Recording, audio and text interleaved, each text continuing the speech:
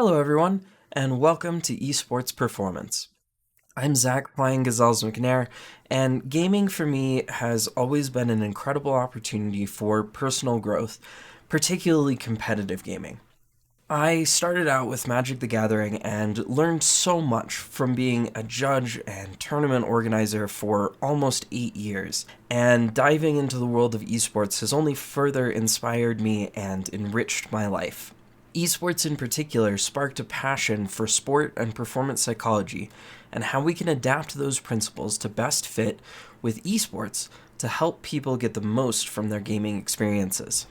I dove into sport and performance psychology about 7 years ago and have been coaching individuals and teams in games ranging from auto battlers like Teamfight Tactics to MOBAs, Smite, Dota, etc., to even a little bit of first-person shooters and roguelikes. It's through these experiences and continuing to engage with the academic and professional literature that I've come to realize that I wasn't just lucky growing up. Gaming can be an incredible force for personal and community development. That said, there's also the other side: addiction, anger, frustration, apathy, toxicity. Through all of the content that I create and the communities that I engage with, I seek to create momentum in the industry toward healthy practices and to help everyone I can to get out of these bad cycles and actually get the most from their gaming experience. Particularly in this podcast, we're going to focus on the tools you need to improve your performance and ensure that gaming is a healthy and positive experience. Part of this is understanding what performance is. Whether it's in the context of player versus player or single-player games, games are designed to push your limits, present you with challenges to overcome, and to give you goals and aspirations.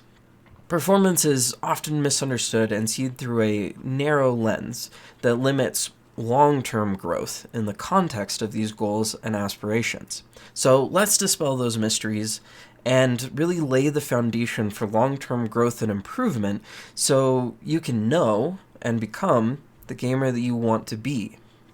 So what is performance? Starting with the dictionary definition, Merriam-Webster puts it quite simply: the execution of an action. To perform is to carry out an action or pattern of behavior. In the context of performance psychology, we are interested in both peak performance and average performance over time.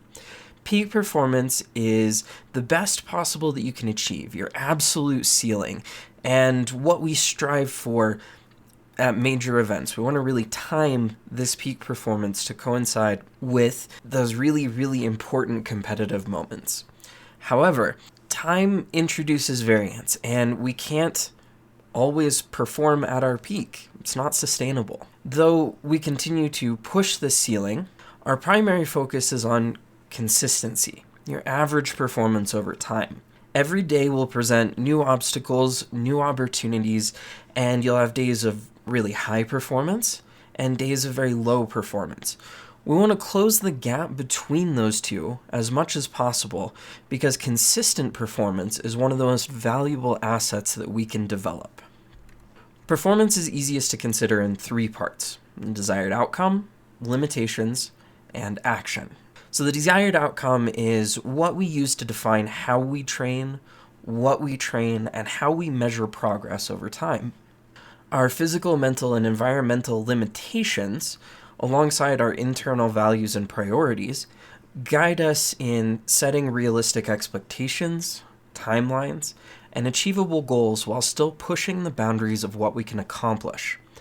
Action, simply put, is what we do and what we want to measure and improve. Aligning all three in an optimal and efficient way is crucial. For any given pursuit, we can break it into smaller pieces, each of which we can apply the three parts of performance. Each of these smaller pieces then can be measured, improved, and optimized to work together toward our broader goals.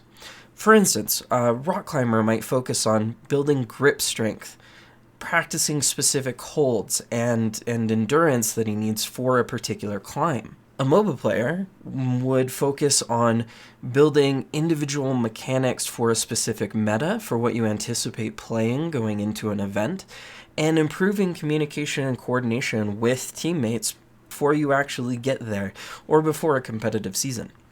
So, as we get into future episodes, we'll dive into the skills and the tools we need to make performance improvement a natural and healthy component of our lives.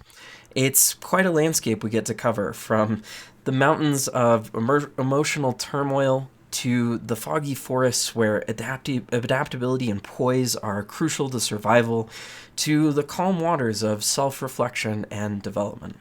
In the middle of it all, we're going to build a strong, sturdy home that has all the tools that we need to navigate these challenges and come out as a better person, a better performer, and a better gamer. Next week, we're going to talk about why and continue to build out this foundation. And until then, thank you all for listening, and I hope that your games go well.